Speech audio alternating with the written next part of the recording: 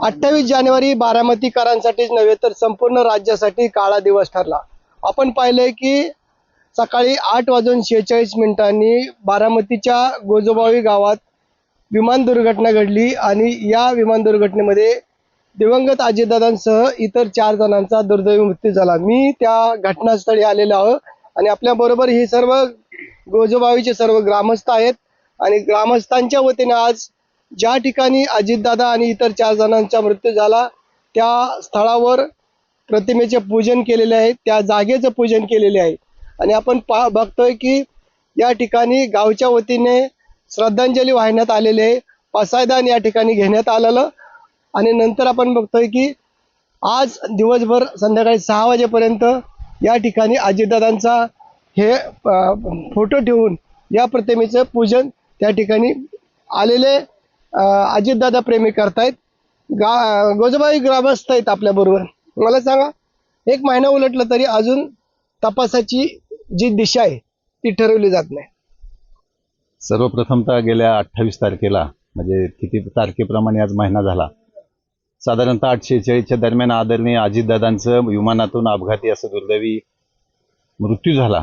सर्वप्रथमतः आमच्या सर्व ग्रामस्थांच्या वतीनं काही वेळापूर्वीच पसायदानाच्या माध्यमातून जिथं दादांनी अखेरचा श्वास सोडला त्या ठिकाणी सर्वांच्या वतीनं भावपूर्ण अशी जड अंतःकरणानं दादांना पुन्हा एकदा श्रद्धांजली आम्ही सर्वांनी वाहिली।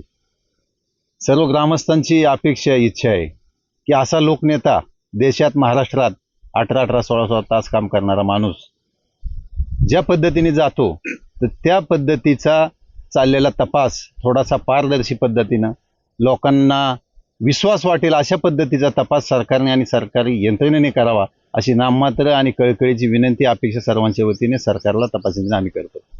त्याचप्रमाणे आमच्या गावाची अशी विनंती आहे की जिथं दादांचा अखेरचा श्वास झाला ती ही जागा, या ठिकाणी सुद्धा एक दादांचं एक चांगल्या प्रकारचं स्मारक शासनानं करावं आणि आमच्या या गोजोबावीतल्या विमानतळाला लोकनेते आदरणीय अजितदादा पवार अशा प्रकारचं नामकरण व्हावं अशी आमच्या सर्वांची नम्र अशी विनंती आहे।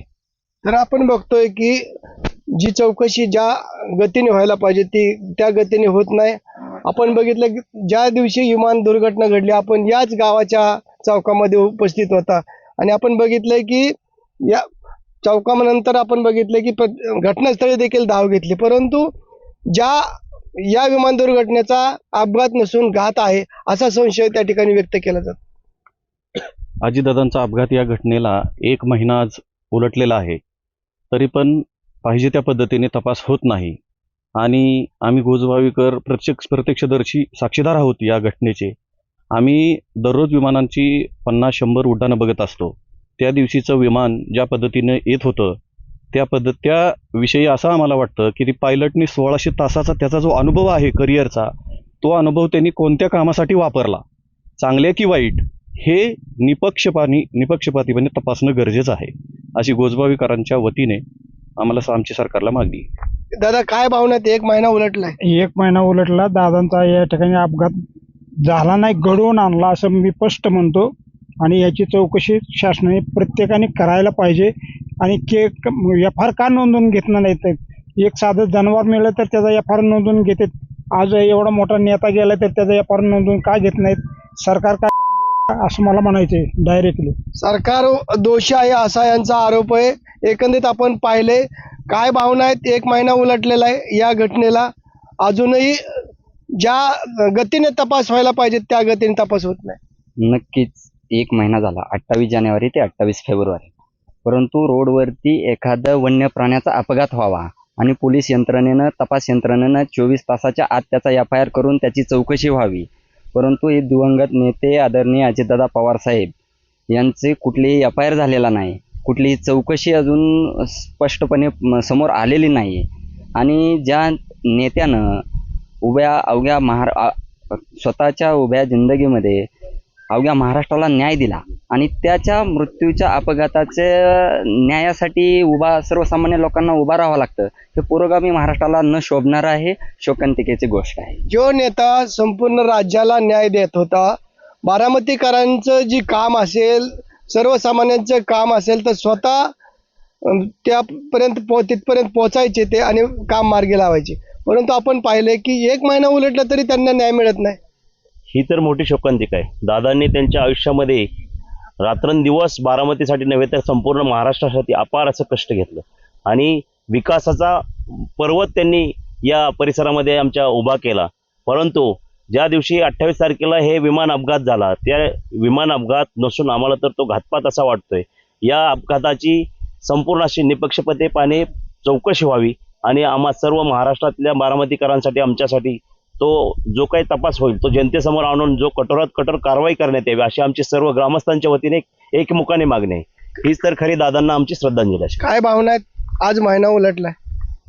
आज महिना पूर्ण झालेला आहे, पण पूर्ण महाराष्ट्राला पूर्ण दुःख आहे आणि गुजरावच्या वतीनं भावपूर्ण श्रद्धांजली वाहत आहे तिथं. मला सांगा, अजितदादांसारखा नेता पुन्हा होणे नाही, काय भावना आहेत? भावना फार तीव्र आहेत ह्या परिसराच्या. आम्ही पोळगावचे रहिवासी आहोत, तरी दादांच्या प्रेमापोटी आम्ही तिथनं सकाळी वितीतल्या स्मृतीस्थळावर सुद्धा दर्शन घेतलं आणि ह्या ठिकाणी सुद्धा आलो तर ग्रामस्थांनी इथं पसायदान आणि श्रद्धांजलीचा जड अंतकरणाने एकदम त्यावेळेस सगळे ग्रामस्थ हजर होते. आणि ते असं असताना जे चौकशीबाबत ह्या सर्वांचे जे मत आहे तर ते फार अत्यंत गंभीर आहे की इतर सगळ्या बाबीमध्ये आपण बघतो की छोटीशी घटना जरी झाली तरी साधा FIR नोंद होतो आणि ह्या बाबतीत FIR नोंद होत नाही. ह्याच्यामुळं एकदम संभ्रम लोकांचा निर्माण झालाय आणि CCTVच्या फुटेजची काही मागणी काही जणांनी केली. एकंदरीत आपण बघितलं की याच संदर्भात आपण बघितले सर्व ग्रामस्थ या स्थळावर पोहोचलेले आहेत. ग्रामस्थांच्या वतीने पसायदान घेण्यात आले, प्रतिमेचं पूजन करण्यात आलेलं आणि आपण बघितलंय की या घटनेसंदर्भात ब्लॅक बॉक्सचं काय झालं, पुढे CCTVचा आधारच्या घेतल्यानंतर खरंच हे विमान दक्षिणेकडून पूर्वेच्या दिशेने झेपावलं का आणि म्हणून हा अपघात झाला का, अनेक तांत्रिक बाबी आहेत ती अजून समोर येणं गरजेचं आहे. आणि आज आता या घटनेला 1 महिना पूर्ण झाला तरी CID मार्फत कुठल्याही प्रकारचं त्या ठिकाणी स्पष्टीकरण देण्यात आलं नाही. फक्त सांगण्यात आलेले की तपास वेगाने केला जातोय. याच संदर्भात आता गोजोबाईच्या ग्रामस्थांनी या ठिकाणी स्मारक झालं पाहिजे अजितदादांचं अशी मागणी केलेली आहे. अजितदादांच्या नावाने गावामध्ये एक चौक देखील उभारण्यात यावा अशी त्यांची मागणी केलेली आहे. परंतु आपल्याला पाहायचंय की आता अजितदादांच्या जाण्यानंतर आपण बघितलंय की 1 महिना उलटला तरी तपास का गतीने होत नाही हे आता पाहणं महत्वाचं आहे. जितेंद्र जाधव, न्यूज 18 मराठी, गोजोबाई, बारामती.